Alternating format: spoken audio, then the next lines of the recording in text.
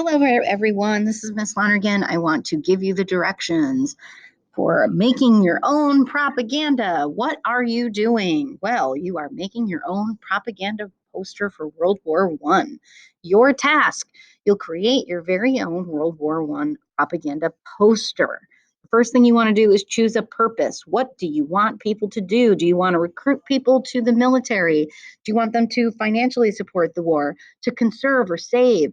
Do you want them to provide some sort of relief, perhaps join the Red Cross, join as a nurse? Do you want them to be patriotic, work harder? It's up to you, your choice. Then you want to choose what techniques you're going to use to convince people to do just that.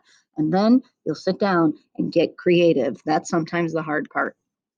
What is required? Well, this poster needs to be in color. Think about how you want to use color purposefully to make that happen.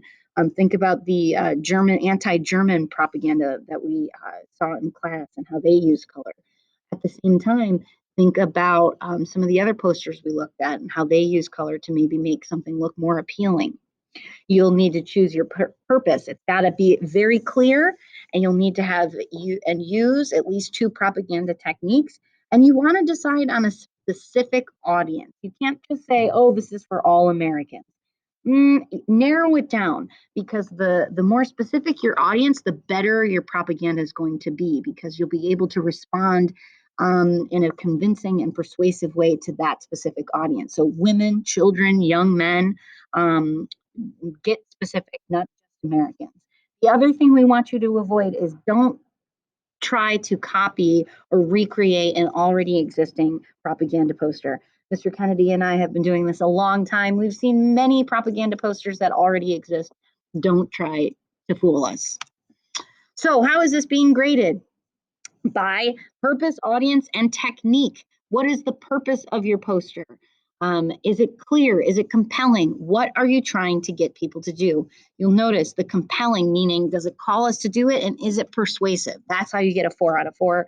Is your audience clear? Can we tell by looking at the poster who the intended audience is? And techniques. Do you use your propaganda techniques in a persuasive way? Is it clear? Are they compelling? So that's the rubric for a total of 12 points.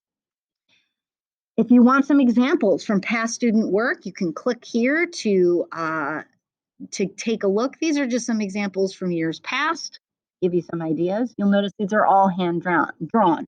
However, you do not have to hand draw the poster. You can if you like, but there are other alternatives out there for you as well. PictoChart, Canva, and Adobe Spark are all set up to make things and design really easy for you. You can choose from lots of the images and fonts that they have. It's pretty easy to use, and it's also free.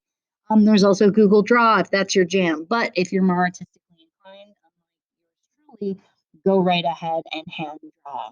There will also be 3 questions that you need to answer about your propaganda when you turn it in. How are you going to turn this in? You will turn it in on Google Classroom for Miss Lonergan, and Mr. Kennedy will probably make you turn it in on Schoology, but he will address that in class. Thanks so much.